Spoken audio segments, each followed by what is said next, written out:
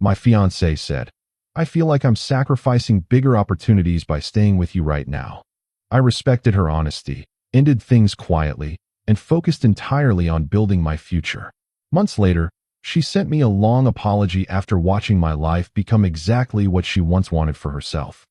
I feel like I'm sacrificing bigger opportunities by staying with you right now. She said it the way you'd read a weather forecast. Calm, measured, like it wasn't a grenade she'd just rolled across the kitchen table and walked away from. I didn't yell. I didn't beg. I just sat there holding a mug of coffee that had already gone cold, staring at the woman I'd planned to marry, realizing I was looking at a stranger. What I didn't know then, what I couldn't have possibly known, was that those 11 words were going to become the exact fuel that rebuilt my entire life from scratch. If you enjoy real stories like this, subscribe, because what happened next changed everything for me. I was 26. Rowan was 25. We'd been together for 3 years, engaged for 7 months. She was a marketing strategist. I was grinding through the early stages of building a small creative agency, the kind of venture that looks like nothing from the outside and feels like everything from the inside. That's all you need to know to understand what happened next. The proposal had been simple. No helicopter, no flash mob, no borrowed ring from some Instagram jeweler with a suspiciously convenient discount code. Just a quiet rooftop in the West Village, a ring I'd saved 4 months to buy, and a question I'd rehearsed so many times it finally stopped sounding rehearsed. She said yes before I finished the sentence. I remember thinking, this is what alignment feels like. 2 people, same direction, same pace. I was sure of it. I was wrong, but I wouldn't find out how wrong for another 7 months. Looking back, the signs were there. They always are. It started small. A comment here, a pause there. The kind of thing you file under, she's having a rough week, because you don't want to file it under something scarier. Around month 5 of the engagement, Rowan started getting invited to things. Industry mixers, strategy retreats, a 2-day conference in Austin where she came back with a new haircut, a new business card case, and a slightly different energy that I couldn't quite name. She started talking about a colleague, Dalton, senior director at the firm her company had just partnered with. She mentioned him the way you mention someone who impresses you, with just enough frequency that it doesn't seem intentional, but just enough detail that it clearly is. Dalton thinks the whole approach to digital acquisition is outdated. Dalton's team hit numbers nobody in that space has hit in 3 quarters. Dalton said something at the conference that I keep thinking about. I noticed. I said nothing. I don't know why. Maybe I thought silence was the mature response. Maybe I was just tired that week. Maybe I was afraid of what saying something out loud would make real. What I do know is that I made a choice to trust her, and I made it consciously. Not blindly. Consciously. That distinction matters to me, even now. The agency was at a critical point that summer. I'd been building it for 2 years with my partner Lennox, who handled the operations side while I ran creative. We were small, 4 full-time people, 2 contractors, a client roster that was starting to gain real traction, but hadn't quite crossed the line into stable. We were in that brutal middle zone where you're past survival mode, but not yet in growth mode, and every week felt like a coin flip. Rowan knew this. She'd watched me build it. She'd listened to the late nights, the client calls that went sideways, the cash flow months where I paid everyone else first and myself last. She used to call it admirable. That word stopped appearing around the same time Dalton did. I don't remember exactly what triggered the conversation. I think I'd come home late, later than I said I would, and she was already in bed, not asleep, just quiet in that specific way that means someone is waiting to say something and building the nerve to say it. I sat on the edge of the bed. She sat up. And then, I feel like I'm sacrificing bigger opportunities by staying with you right now. I asked her what that meant. She said she'd been thinking a lot about her trajectory, about what she wanted her life to look like at 30, at 35, about the kind of environment she needed to be in to become the version of herself she was trying to become. She said it carefully, like she'd rehearsed it too. I asked if there was someone else. She said no, and I believed her, not because I was naive, but because I'd learned to read her, and I genuinely didn't think she was lying about that specific thing. I think the truth was more complicated and, in some ways, harder to hear. There wasn't someone else. There was just a version of the future she'd started imagining that didn't have me in it. I asked her if she wanted to end the engagement. She didn't answer right away. That pause told me everything. Here's what I didn't do. I didn't cry. I didn't get angry. I didn't ask her to reconsider or make promises I couldn't keep or shrink myself down to fit whatever shape she needed me to be. I thought about it for a long time in the silence before I spoke. I thought about who I was when she said yes on that rooftop. I thought about who I was right now. I thought about whether those two people were actually different enough to explain this moment. I decided they weren't. And I decided that if she needed me to be something else, something I wasn't yet, something I might become, something she'd already found in someone else's boardroom story, then the kindest thing I could do for both of us was let her go find it. Okay, I said. She looked at me like she expected more. I'm not going to argue with how you feel, I told her. If you believe I'm a limitation, you deserve to find out if you're right. I slept in the second bedroom that night. By the end of the week, the engagement was over. We divided the practical things practically. No lawyers. No drama. Just two people who had loved each other enough to at least spare the other person a long, ugly exit. She moved most of her things out on a Saturday. I wasn't home when she did. I didn't want to watch that. The first 2 weeks were surprisingly quiet inside my head. I'd expected devastation. I'd expected to lie on the couch watching bad television and eating something regrettable. I'd experienced breakups before. I knew the choreography, but this one felt different. Not less painful, different. There was grief, yes. There was the particular loneliness of reaching for your phone to text someone who used to be the first person you texted about everything. There was the strange cognitive dissonance of still wearing the same watch she'd given me for my birthday and not quite being able to take it off yet. But underneath all of that, there was something else. Something that felt uncomfortably close to clarity. I called Lennox the Monday after everything ended and told him what happened. He didn't say much. Lennox isn't a man of many words, which is one of the reasons we work well together. He just said, "All right, what do you want to do?" I said, "I want to build this thing properly." He said, "Good, then let's do that." That was the whole conversation, and somehow it was exactly what I needed. I want to be honest about the next few months because I think people sometimes tell the rebuilding part of their story like a highlight reel, training montages and sunrise runs, and sudden entrepreneurial enlightenment. That's not how it went. There were nights I sat in the apartment, just mine now, fully, quietly mine, and the silence felt like accusation. There were Saturday mornings when I had nowhere to be and no one to be there with, and the freedom of that was indistinguishable from the loneliness of it. There was a Thursday in September when a client I'd spent 6 months courting decided to go with a bigger agency, and I sat in my car in a parking garage for 40 minutes, just breathing. I'm not going to dress that up, but here's what's also true. I worked. Not in the frantic, desperate way I'd worked before. In a different way. Quieter. More deliberate. Like someone who has finally accepted that the only variable they can control is the quality of the work they put into the world every single day. I restructured the agency's positioning that fall. Lennox and I had been trying to be generalists, doing a little of everything for a lot of different clients. I pushed us toward a narrow, specific focus. Brand storytelling for early-stage consumer companies. It was a real niche. Underserved. Something I was genuinely good at. It was a risk. It always is when you narrow down. You're betting on depth over breadth. But I'd spent 3 years watching that bet not pay off the other way. I hired Gage in October. He was 23, fresh out of a design program, absolutely obsessed with the intersection of visual language and consumer psychology in a way that reminded me of myself at that age. He came in for an interview and spent 40 minutes talking about a brand campaign I'd never heard of that he thought was secretly one of the most misunderstood case studies in modern marketing. I hired him before he finished the sentence. Gage was the turning point I didn't see coming. He brought an energy to the team that reoriented everything. He wasn't just talented. He was hungry in the specific way that makes talented people dangerous.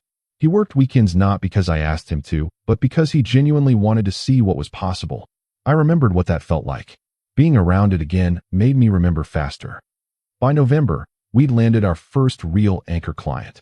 A direct-to-consumer wellness brand called Qley that had a product people loved and a brand story they had no idea how to tell. They'd been burning through ad spend with nothing to show for it, because they kept leading with features instead of feeling.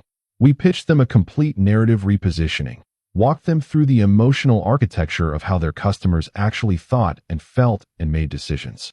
They signed a 12-month contract. It was the largest retainer we'd ever closed. I remember calling Lennox at 11 at night to tell him, and there was a pause on his end that was more celebratory than anything he'd ever actually said to me. I want to go back for a second to something I glossed over. About a month after the breakup, I found out, not from Rowan, from someone who knew someone, that she and Dalton had started spending time together.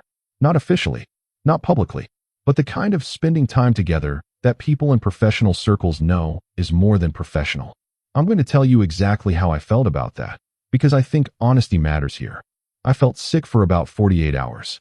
And then I made a decision that I think was the most important decision of that entire period. I chose not to carry it. Not because I was over it. I wasn't.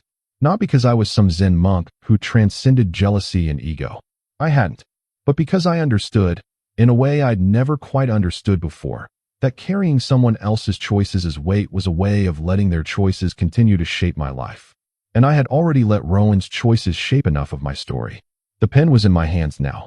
I put the information down. I left it where I found it. I never brought it up to anyone, including Lennox. December was the first month I paid myself what I'd always told Rowan I was building toward. I didn't celebrate out loud. I just sat with my laptop at the kitchen table, looked at the numbers, and felt something settle inside my chest that had been unsteady for a very long time. I thought about calling someone to share it with. I realized I was okay not doing that. That was new. The agency won its first industry recognition in February. It was a small award, a regional creative excellence nod from a trade publication I respected, but that most people outside the industry had never heard of. We weren't the biggest winner in the room. We weren't even close. But the write-up they did on us described the agency's approach in language that I had spent 2 years trying to articulate. They understood what we were trying to do. They named it clearly. They said we were doing it well. I printed that write-up and put it in a drawer. I didn't post it. I didn't share it. I just knew it existed. Sometimes that's enough. Spring arrived. The agency had grown to 9 people. We'd added 3 new clients, all direct referrals, which is the only metric that actually tells you something real about whether the work is landing. We were in conversations with a venture-backed food company and a sustainable apparel brand, both of whom had found us not through a pitch, but because someone they trusted had sent them our way. Lennox and I sat down in April and looked at where we were versus where we'd been a year ago. The growth wasn't just financial. That was the part that surprised me most. The team had a culture now, a genuine one, not the performed version of culture that companies paste onto their walls in motivational serif. People were proud of what they were making. Gage had started mentoring a junior designer without being asked. Lennox had turned down a poaching offer from a larger firm without telling me until weeks later. These were signs. Small ones. But I'd learned to read small signs. I started dating again in March. Not aggressively. Not with any particular urgency. Just opening back up to the possibility that there were people in the world worth knowing, and that my story wasn't over because one chapter had ended badly. I met a woman named Olivia at a gallery opening that a client had invited me to. She worked in architectural design. She was funny in a dry, unexpected way that caught me off guard. We talked for 2 hours about things completely unrelated to work and then exchanged numbers in the parking garage on the way out. I want to be clear about something. Olivia is not the point of this story. What she represented was. She represented the moment I realized I had rebuilt enough of myself to let someone new in without needing them to fill anything.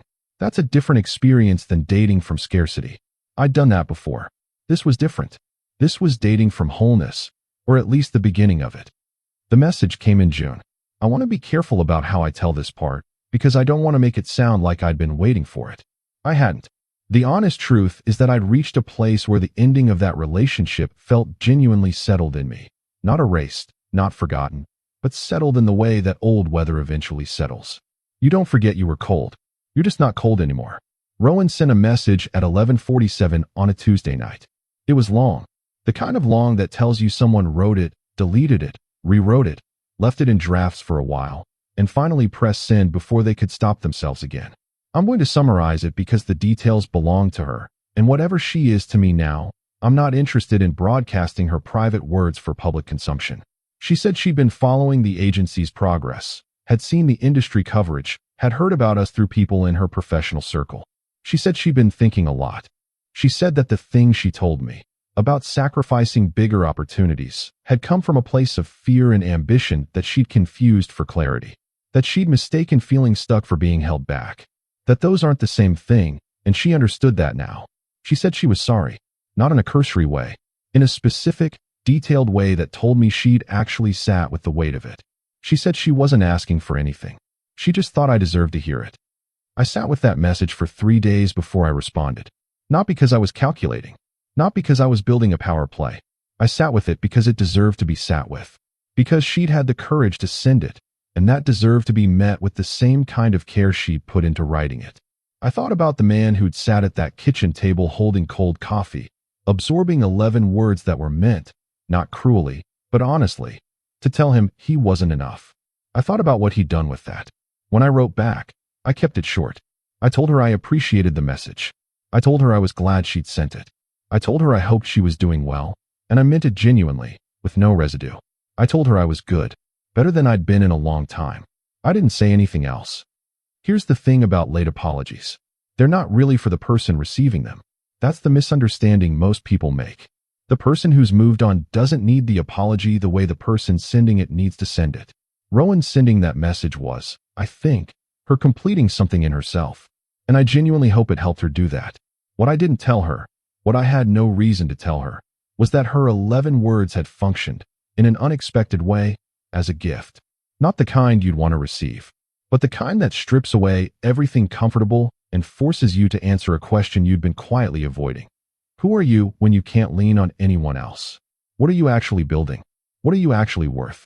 I'd been so focused on us, on the shape of our life together, that I'd stopped asking those questions clearly.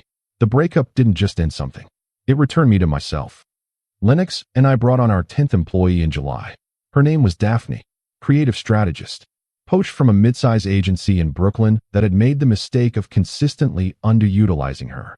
She walked into her first week and restructured our pitch process in a way that made everything we'd been doing look slightly apologetic by comparison. I told her that. She said, "That's because it was. You're not a boutique anymore.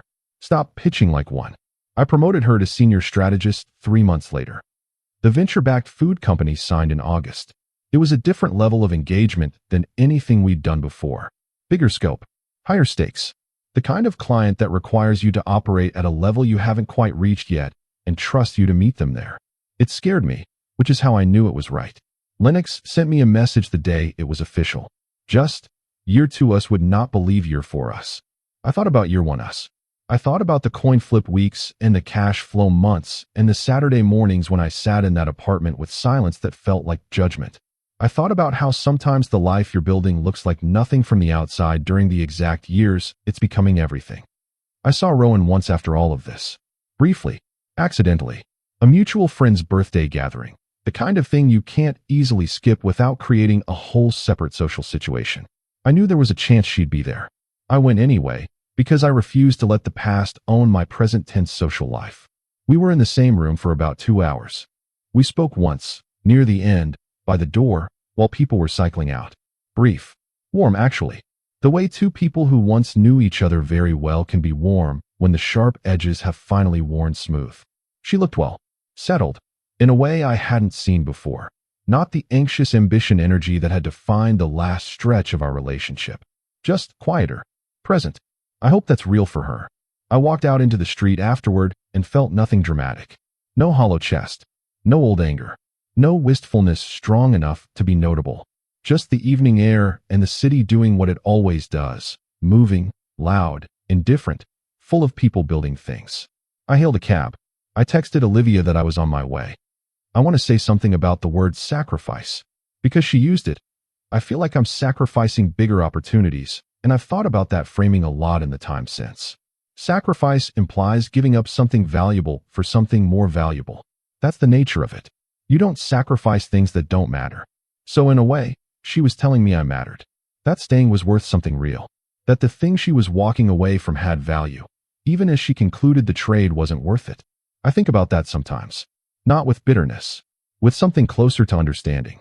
The thing about opportunity is that it doesn't always look the way you expect. The bigger opportunity, Rowan thought she was choosing, whatever version of the future she saw when she looked toward Dalton's world and away from mine. I don't know how that chapter went for her.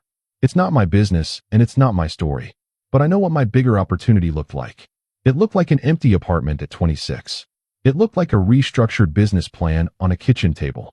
It looked like a 23-year-old named Gage talking about misunderstood case studies with the kind of passion that reawakens yours. It looked like silence, and learning to make something out of the silence instead of being swallowed by it. People ask me sometimes, not often, but sometimes, whether I regret proposing to her. I think about that question more honestly than most people would expect. The answer is no. Not because it worked out. Because of who I was when I asked. I was a man who had found someone he loved and decided, with full information and full intention, to commit. That instinct, to go all in on what matters to you, to not hedge, to not hold back. That instinct has served me well in ways that extend far beyond romantic relationships. I carried it into the agency. I still carry it. The industry recognition got louder through fall. A profile in a publication I'd read since college. A speaking invitation at a conference where, 3 years earlier, I'd been in the audience taking notes on the back of a business card because I didn't have a notebook. More referrals, bigger clients, a conversation with an investor that I walked away from, politely, with full consideration, because the terms weren't right yet, and I'd finally learned the difference between growth from strength and growth from fear. Lennox marked the agency's 4th anniversary with a dinner, just the two of us. A corner table at a place downtown that we'd both been meaning to try for years and somehow kept not prioritizing. We talked about the early days, the coin flips, the parking garage Thursdays, the clients who didn't sign and the ones who did, and what each taught us. At some point he said, quietly, "You know what changed? About 2 years ago, something changed in how you moved." I asked him what he meant. He said, "You stopped building like you were trying to prove something to someone. You just started building." I didn't tell him what had happened 2 years ago. Not that night. He already knew anyway. I moved to a new apartment in October. Bigger, better light. A proper office corner with a window that catches the afternoon sun in a way that I have, embarrassingly, caught myself stopping to look at more than once. The first weekend I was there, I unpacked everything slowly, without rushing, letting each room become itself at its own pace. I cooked dinner. I put on a record. I sat on the floor because I didn't have a couch yet and didn't mind. I thought about that kitchen table, the cold coffee, the 11 words. And I thought, sometimes the most important conversations are the ones that end something, not begin it. That conversation ended something. But it also, quietly, without asking my permission, began something. The message Rowan sent, the long one, the late one, I've reread it twice since that night. Not obsessively, not searching for something hidden in it.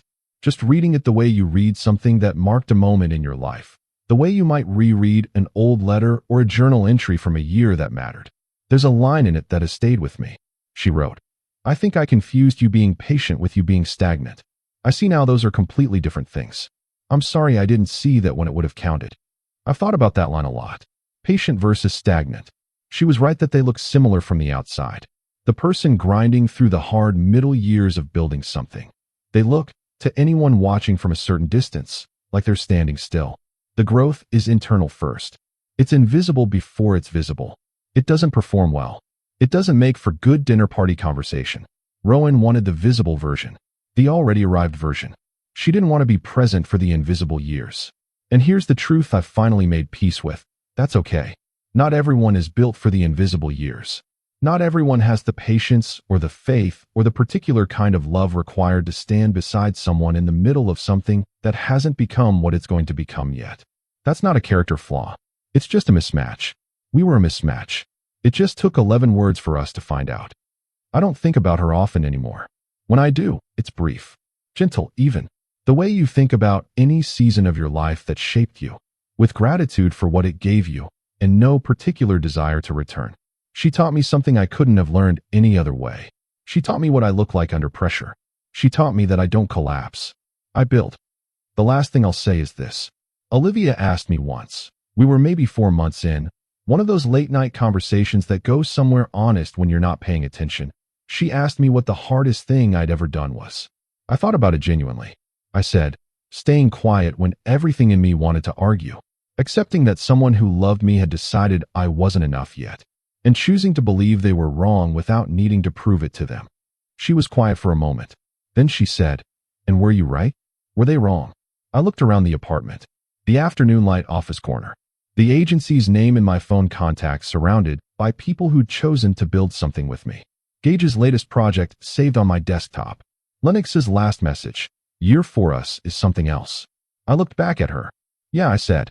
I was right. She said I was a limitation. I became the thing she was looking for.